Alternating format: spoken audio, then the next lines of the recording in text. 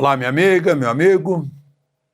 Hora do nosso encontro neste fim de semana para ler para vocês o artigo que saiu quarta-feira, em mais de 30 jornais, fazendo observações e comentários nas entrelinhas. Só para você.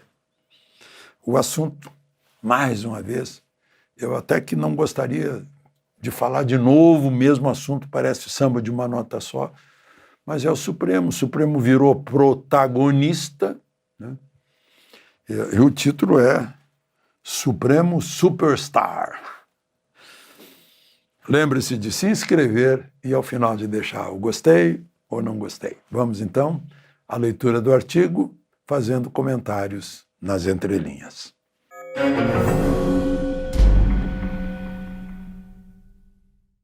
Supremo Superstar. Ao direito, o que é do direito. À política, o que é da política. É uma inspiração no Evangelho, né? A Deus o que é de Deus, a César o que é de César. Sobre aquele desafio a Jesus sobre a moeda, que tinha a cara de César e a moeda do templo. Principalmente Mateus aí. Ao direito, o que é do direito. À política, o que é da política. Marcou como um risco divisor no chão da Praça dos Três Poderes um novo presidente do Supremo, o ministro Edson Fachin, em seu discurso de posse. Ou seja, até aqui vai o Supremo. Daqui para frente é do Congresso. Ele disse isso. Foi a frase marcante que foi aproveitada, inclusive, pelos jornais de São Paulo. Parecido com o discurso de posse de Luiz Fux, juiz de carreira, também em setembro de 2020. Agora eu vou ler o que disse Luiz Fux naquele dia, quando começou o mandato de 2 anos de de presidente do Supremo. Alguns grupos de poder acabam por permitir a transferência de conflitos de natureza política para o Poder Judiciário, instando os juízes a plasmarem provimentos judiciais sobre temas que demandam debate em outras áreas. Essa prática tem exposto o Supremo a um protagonismo deletério, isto é, destruidor, corroendo a credibilidade dos tribunais quando decidem questões que deveriam ter sido decididas no parlamento.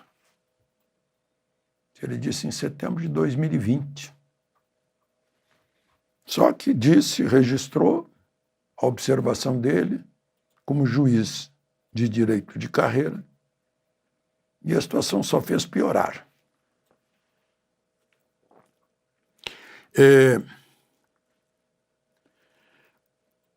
Essa é uma posição dele e de Fachin agora. Só que posição contrária a ambos tem o presidente que saiu, ministro Luiz Roberto Barroso, que afirmou antes de assumir a presidência, quer dizer, já antevendo o que iria fazer, que o judiciário deixou de ser, já há um tempo, um departamento técnico especializado. Passou a ser um poder político na vida brasileira. Uau! E foi isso que ele aplicou. Foi isso. Aí vem o outro parágrafo. Agora o ministro Barroso deixou a presidência do Supremo. Saiu entrevista dele em toda parte, nas TVs, rádios, jornais, né? O da capital do país deu 2 páginas inteiras. Barroso marcou época pelo ativismo expresso e confesso. Ele ia fazer palestras por aí e falava sobre isso, né? Dessa militância, digamos assim, esse voluntarismo no Supremo. O objetivo foi tornar o Supremo não um departamento técnico do Judiciário, mas um tribunal político, como ele próprio havia declarado. Ele informou que agora, ao sair da presidência, mas não sai do Supremo, porque ele não tem ainda a idade de aposentadoria compulsória, informou que agora vai meditar num retiro espiritual Brahma Kumaris para decidir seu futuro, se continua no Supremo, onde reconhece que muito se desgastou, mas de nada se arrepende, ou escolher algo novo. Pois é, eu fico pensando, né? Algo novo. Quem sabe a eleição do ano que tem, a eleição do ano que vem. Podia se candidatar. Né? A mídia lhe dá tratamento de superstar, que presidiu o Supremo, cantou sambas, pronunciou diante da UNE "Nós derrotamos o bolsonarismo", e em cenário não longe da Broadway, soltou o "Perdeu Mané", que só não ficou literalmente lapidar porque é registrado em batom no granito de Temis, a deusa da justiça. Não ficou lapidar na lápide granítica. Bastou uma aguada ali para tirar o batom. Esse objeto incendiário e perigoso que fez com que a Débora fosse condenada a 14 anos. O mesmo tempo em que se condenou Luiz Carlos Prestes por ter tentado derrubar o governo do Brasil. Confesso minha estranheza em o Supremo ser protagonista. Como jornalista há quase meio século, acompanhando de perto o STF, eu estranho. Porque não é da natureza da corte ser protagonista. Ao contrário, seria o tribunal discreto, sem entrevistas, que só fala nos autos, sem togas previsíveis, sem sentenças anunciadas. Eu cobri Supremo, presidido por Jaci Falcão, Thompson Flores, Antônio Neves, Xavier de Albuquerque, Cordeiro Guerra, Moreira Alves, Rafael Maier, Nery da Silveira, Aldir Passarinho, Sidney Sanches, Otávio Galotti e os mais recentes. Eu lembro, por exemplo, dos que eram deputados ou senadores. Célio Borja, Oscar Dias Correia, Paulo Brossard, o Nelson Jobim, mas eles entraram no Supremo e vestiram a toga da discrição. Passaram a falar só nos autos. Eu conversava bastante com Oscar Dias Correia. Ele nunca me deu uma entrevista. Nunca antecipou nada de pensamento. Foi uma época em que ele era um crítico da Constituinte. Eu lembro de uma frase dele que eu achei genial, ele era um frasista. Ele estava pessimista em relação ao trabalho da Constituinte e dizia: vai dar, depois disso aí que estão fazendo, vai ser o caos. Mas não é um caos qualquer, não. É um caos com K e K maiúsculo. Ele fazia para dar ênfase no trocadilho que ele estava fazendo. Mas nunca rompeu os princípios de juiz supremo. Bom,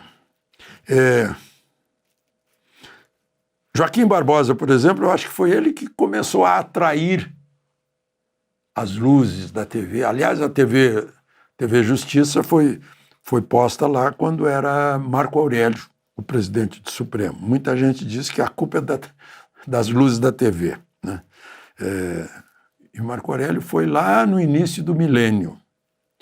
Depois vieram os escândalos do Mensalão, da Lava Jato, e tornaram o Supremo um palco. E a pandemia foi o mote para o STF legislar além dos limites da Constituição. Na posse de Luiz Fux, ele se referia ao fato de o Supremo servir de auxiliar para partidos políticos sem voto que, sem vencer nos plenários do Congresso, procuravam se impor no tapetão do Supremo. Aí eu explico que no século passado, as queixas desses pequenos partidos não eram acolhidas, voltavam ao Congresso com o carimbo de assunto interna corporis do Legislativo. Quer dizer, isso é um assunto para ser resolvido dentro do Congresso, não aqui. Mas neste milênio prevaleceu o princípio constitucional de que nada pode ser recusado pela justiça. Aí recebiam lá os tradicionais conhecidos deputados, senadores, que qualquer coisinha vão lá, são de partido pequeno, mas toda hora estão lá no Supremo recorrendo e pondo o Supremo, desculpem o trocadilho, numa camisa de 11 varas. E somou-se a isso o entendimento ativista de que se o Legislativo não encara, o Supremo legisla. Esquecem de que quando o Congresso não legisla, é porque não quer legislar, é porque considera que o assunto não está maduro, que ainda não ouviu a vontade dos representantes do povo, né? E tem que sentir a vontade da maioria da nação. Mas aí, não sei por que o Supremo tem atropelado em questões, em geral, questões sociais, culturais, aborto, casamento, terras indígenas, coisa que já está claro lá na Constituição. Último parágrafo. O segundo artigo da Constituição classifica o Legislativo em primeiro lugar e o Judiciário em último, porque não tem a representação da origem do poder pelo voto direto. Só que hoje a ordem está invertida. Nenhum dos ministros do Supremo foi eleito pelo povo, como são eleitos deputados, senadores, presidente da República. O Legislativo se encolheu, capitaneado pelos presidentes das casas, intimidados por pendências no Supremo. Por sua vez, o presidente da República, que jurou defender a Constituição, silencia sobre os descumprimentos voluntariosos, porque deve favor ao tribunal que o descondenou. O povo, origem do poder, em geral, nem sabe que a Constituição serve para garantir as liberdades, impondo limites ao poder do Estado.